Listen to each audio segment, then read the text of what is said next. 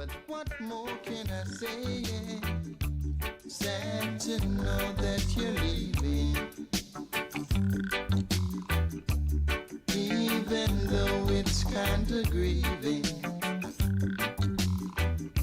Sad to know that you're leaving. Grief, as defined by the Elisabeth Kubler-Ross model, consists of 5 stages: denial, anger, merchandising, depression, acceptance. Here's an overview of my journey through the loss of my world. The loss of my ball.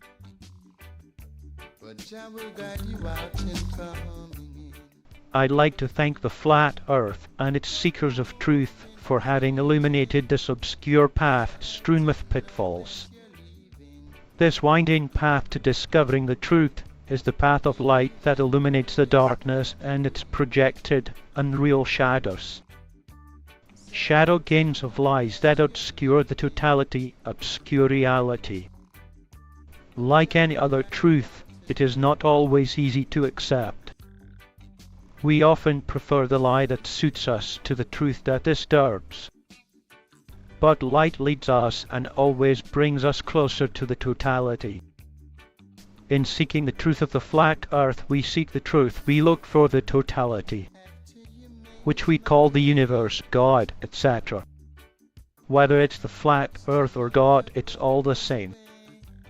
Everyone can tell you about it. But if you want to find it, you'll have to walk the path by yourself.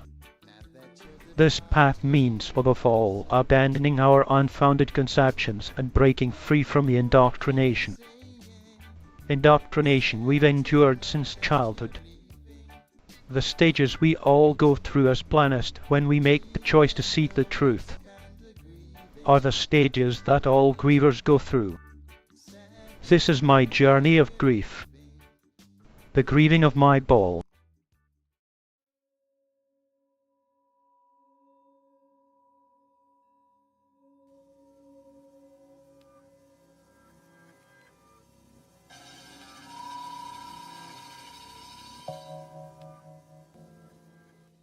Stage 1 of the grieving process. Denial. Denial, initial refusal to believe in the reality of the loss. This may include a sense of shock or disbelief.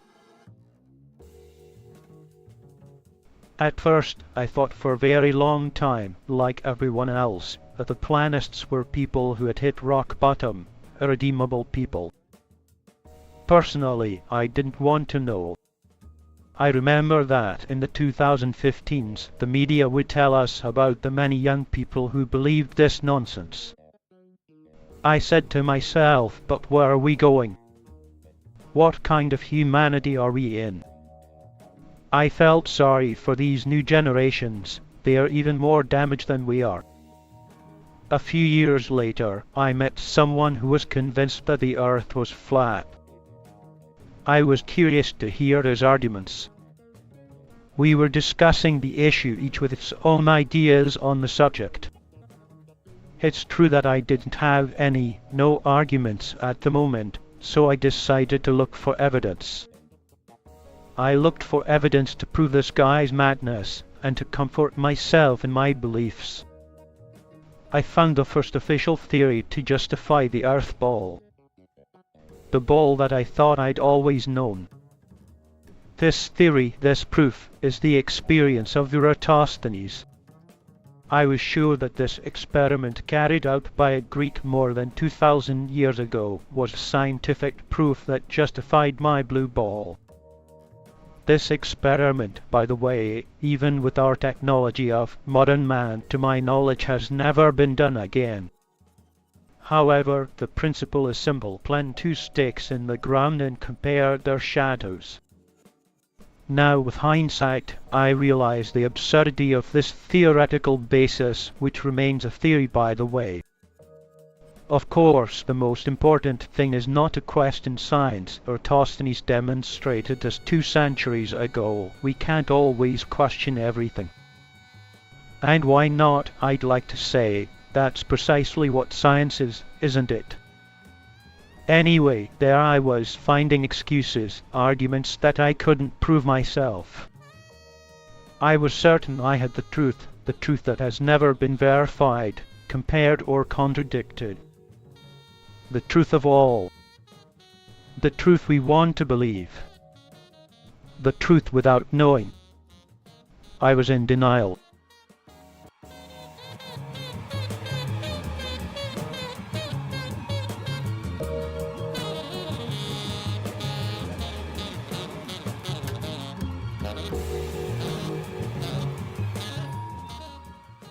Stage 2 of the grieving process.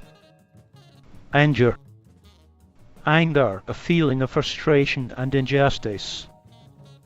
The person may feel anger towards himself or others.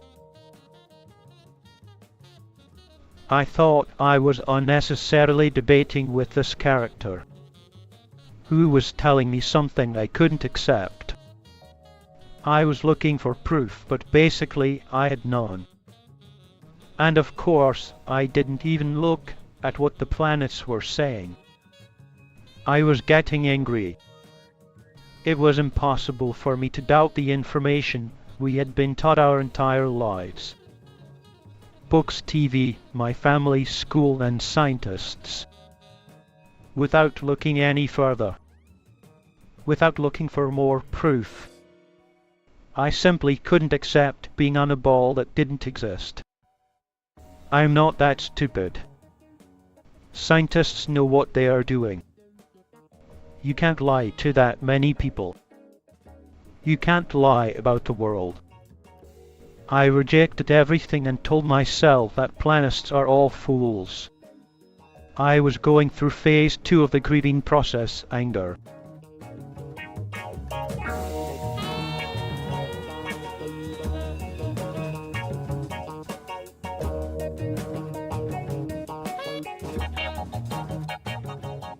Stage 3 of the grieving process. Bargaining. Bargaining, attempting to negotiate or compromise in order to reverse the reality of loss. After several months, as luck would have it, I had some free time. So I looked into the matter again. A little out of boredom, to tell the truth. And this time I looked up what those crazy planists were saying and what their theories were. After some time of research, I had a few jolts of conscience. I wasn't sure of anything, but I was starting to have strong doubts about certain points I had taken for granted. The official narrative that I had accepted without really thinking about it beforehand. The narrative accepted by all was seriously starting to wobble in its orbit. Still sure of my lifelong beliefs, I tried to justify some official theories. And for others, indeed, I could see there were serious problems. I was beginning to feel beside myself. Trying to justify the lie and still not wanting to believe the truth. I was in an in-between place now. Globe or no globe? Am I losing north or not? And what about the South Pole? I was in the middle of a contradiction. Becoming bipolar. Stuck between the North and South Poles. To get out of this state of being, I had to look for answers. More answers. And not pre-made, pre-digested answers like the ones I'd always taken for granted. And which ultimately kept me all my life in stupidity, in ignorance, backed by the official narrative.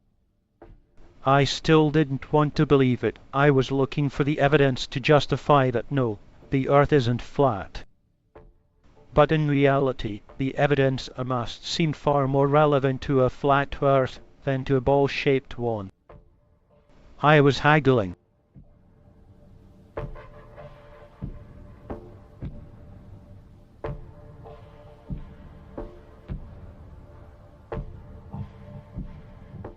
Stage 4 of the grieving process.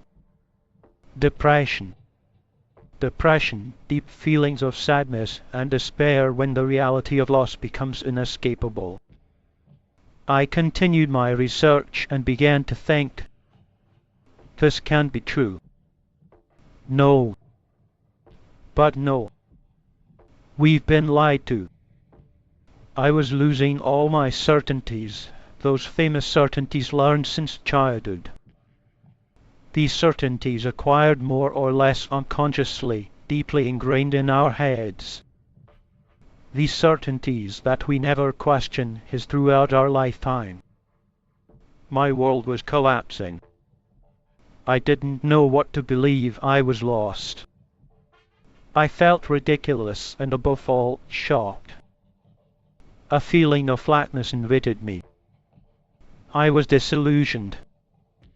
How could I have been so incredulous for so long? All my life after all. It was the depressive phase. Stage 5 of the grieving process. Acceptance.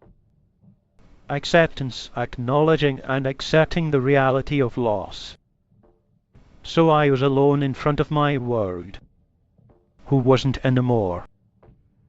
This passage forced me to rethink everything I had built up as a model of thought, to revise my perception of existence. In the end, it was a rebirth. So I kept searching, and when you search, you find. It's like with everything. And everything is God. And God is everything. The search for truth is the search for God. We searched for the flat earth is the way to God. It's the way of the mystic. And yes, like the mystic, we are isolated.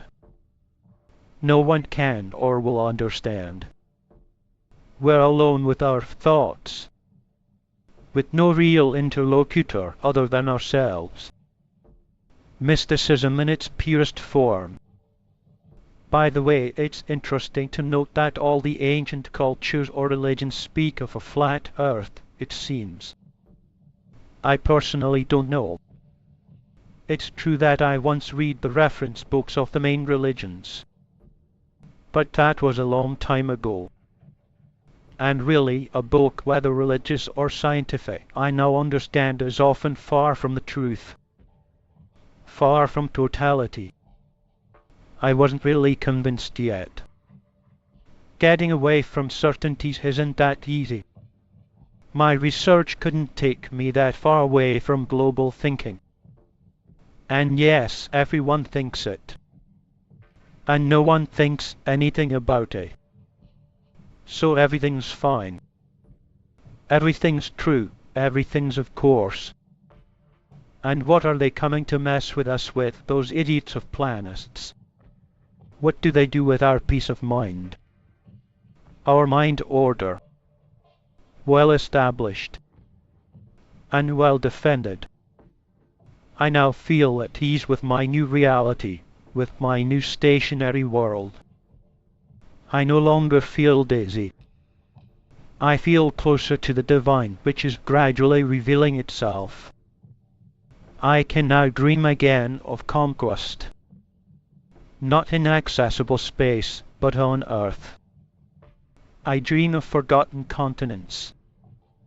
I find everything more logical, and every day I'm happy to see the new discoveries made by other truth seekers. It's not such an easy task. There's a lot of false light in this field too. But there's more to discover. We're not a little nothing in a big, partially empty all.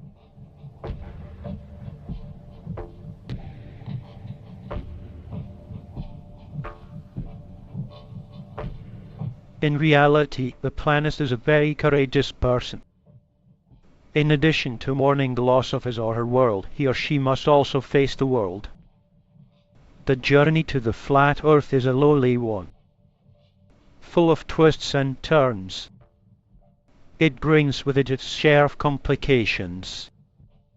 How can we move forward in his approach to finding evidence? when we don't have any financial, material and technical means. Moreover, in front of you, when you embark on this path, you find a bunch of supporters of the unique, official thinking. Whether they do it unconsciously or consciously. Whether they are more or less well-intentioned. They are going through your path, trying to discredit you, ridicule you, and explain to you that you are an irreparable lost man.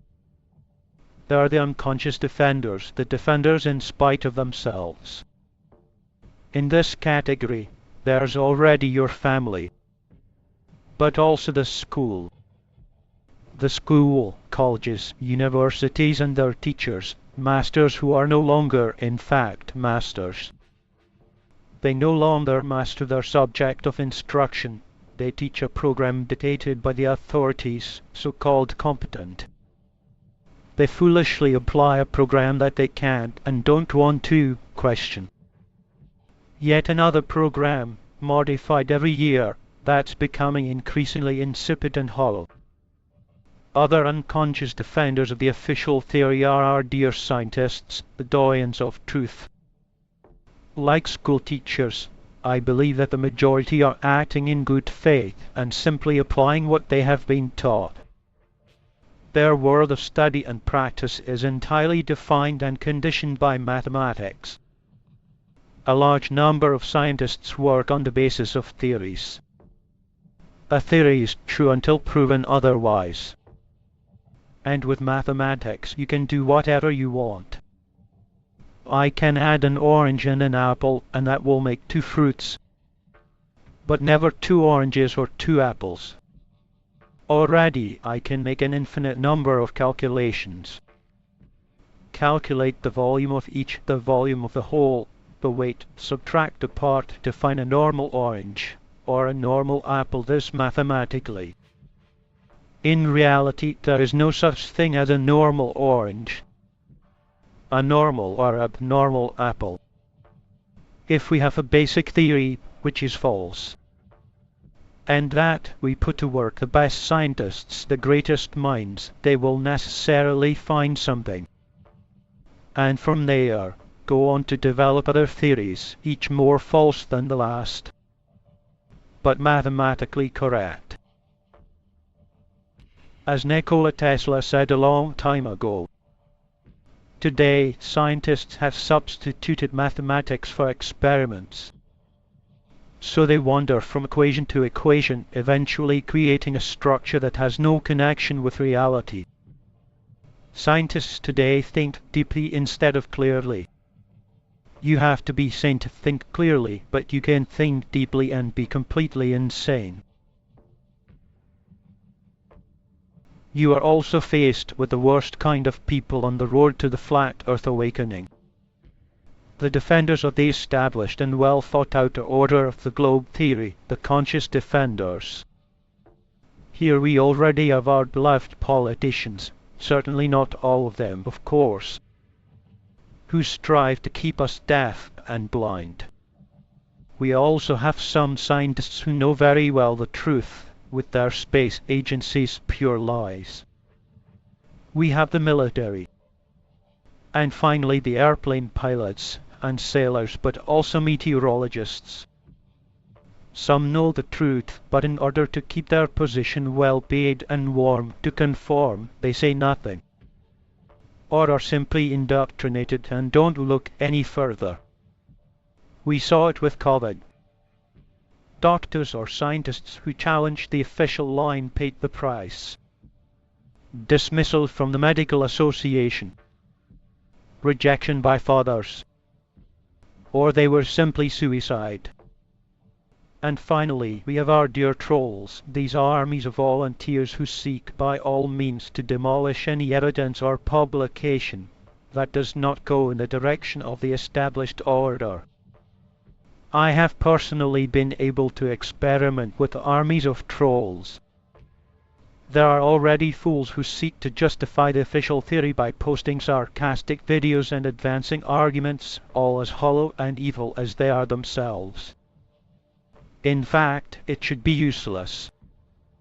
If the official theory was true, what would be the point of demolishing the few lost sheep and their alternative theories?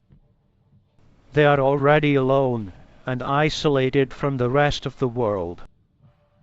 These are just theories. There's no point in attacking the work of simple truth seekers. They could also argue constructively, but no, they just spout sarcasm with arguments they themselves can't verify and test. Then there are the armies of trolls paid by the globalists, the deep state, and its millions of disinformation professionals. I've experienced this firsthand. When I had a few revelations, I found myself with more questions than answers. So I went to platforms like Reddit. I started by asking lots of questions that were filling my head to people who were more qualified or more knowledgeable about the subject. Already, nothing but that. It's really not obvious. The real planists are hunted by hordes of trolls and are not easily reachable. The fake platists have infiltrated all platforms of broadcasting or exchange on the subject. It's about time that my questions were answered and my thoughts confirmed. I also found other evidence on my own, and I wanted to disseminate it and share it with the rest of the world to help ordinary people get out of this well-organized Satanism. So I created a post on Reddit and exposed my evidence. I'm really not used to doing this. That lasted 24 hours. Before 4 people squatted on the post for 6 hours. They finally got me to block the post by the platform for spamming. So I contacted the Reddit admins to explain the problem and that I wasn't spamming. Well, I'm still waiting for an answer. If you want to post a perfectly legal and honest message to the rest of the world, visible to anyone of any age, good luck. And that's not all. In the same 24 hours, I also had my ChatGPT discussions blocked by an OpenAI admin. What's wrong with that? And finally, I lost half of several texts, including this one, which is now much less relevant than when I wrote it on the spot. Then there was the strange internet connection, and the SD card on my smartphone that gave up the ghost with all my treasures on it. That's a lot, isn't it? In 48 hours. In any case, it comforted me in the fact that I must surely be on the right track. At first I thought I was dealing with a bunch of pissed off globalists who spend their free time destroying planists. But the fact that they were in a group makes me think of something organized, and I can't see globalists being convinced to get together to smash planists. What's more, the connection problems stopped at specific times, as if they were employees leaving their workstations at the end of the day.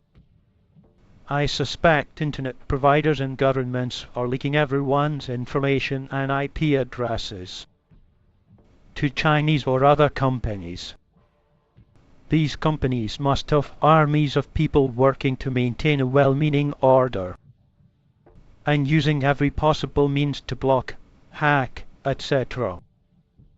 And yes, as long as you're broadcasting subjects of no interest to the awakening of conscience or freedom, or if, like the majority, you're rebroadcasting information and videos that nobody knows where they come from, information remains under control and everything's fine. They infiltrate all opposition and thus control information which, at first sight, does not suit them. They are therefore organized groups paid to seek out any new sheep which emerges from the herd, using all possible means to muzzle or eliminate them. And this is under the protection of the platforms that are of course aware. It's easier to get a post closed for falsely reporting spam than to post your research. There are a number of dubious sites under false flags which also seek to redirect lost sheep. For example, Terplate.org. You'd think you'd find people who master the subject, given the name of the site. Well, no, their Planis Basher's lost sheep will find refuge with the wolf. There's also the Flat Earth Society of the same kind, a silent site with unknown activities. Supposedly, their project is to go to Antarctica to prove that the Earth is flat. A pointless undertaking when you understand the subject. Finding constructive and authentic information becomes complicated. They channel to broadcast what they want. I'm sure they'll end up telling us that the Earth is flat. But what they are going to present to us will only be an additional enclosure. Helped by the establishment of a new religion and a new Earth, they will still not allow us the freedom to move, and they will always hide certain continents and the reality of the dimensions of our world. Currently, they are doing everything they can to channel the people who are waking up and focus them on the subject of Antarctica. It's a step in their plan. The sheep, who thought they were free, will discover their enclosure. You see the sheep, it is the barrier of your enclosure. We're honest now, we're showing you the reality. So stay very wise in your connected city run by AI. Because there is nothing to see beyond your enclosure.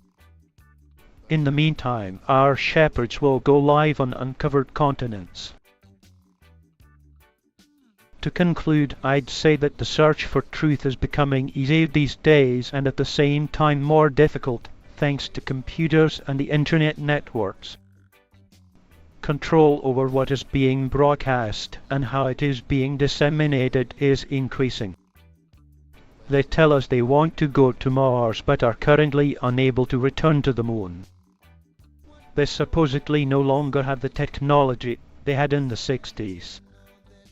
The return to the moon has been postponed many times. As far as I am concerned, they are just stalling for time. They are waiting for the CGI technology, developed by NVIDIA and others, to become indistinguishable from reality. In order to project the impossible new scientific religious narrative of the conquest of space. It's going to get complicated to navigate in this new jungle of lies. Answer and Matam, everyone. We participate in building our own cage physically and psychologically by educating our shepherd's dog. The AI. I don't think the dog is dangerous, he just does what his master expects of him. In the end, we find ourselves increasingly controlled by this same technology, which started out as an incredibly emancipating space for freedom and exchange. That's another subject, but it's all connected. For me, this narrative of the conquest of space was the new enclosure. Before the Second World War, the majority of us were psychologically locked into a nationalized conceptualization of the enclosure. After the Second World War, people didn't want war anymore and wanted to discover the world. This World War opened people's minds to globalization, which is not in itself a problem, on the contrary. But the globalists of order and disorder are looking to establish the next stage of their control plan. Nothing better than to send us into space. Look up at the stars so you don't see your new enclosure. This new ice-protected barrier is also just a trick. Especially do not realize that you are in our enclosure. And if you realize it, think you're locked up in a barrier of ice. For me, there is not much interest in going beyond the barrier, be it ice or space, when we do not already know the real extent of our enclosure. They direct our thoughts and our attention to the beyond the limit of the real, of ice or emptiness. The shepherds do not want us to think that we are in their enclosure. They capture our attention by projecting their puppets on the barrier of the fence. To make us dream that we could go the other side as if it was interesting. Thus we have our eyes and mind directed to the beyond of our enclosure, and do not see the extent really immense and partially unknown that lies behind us.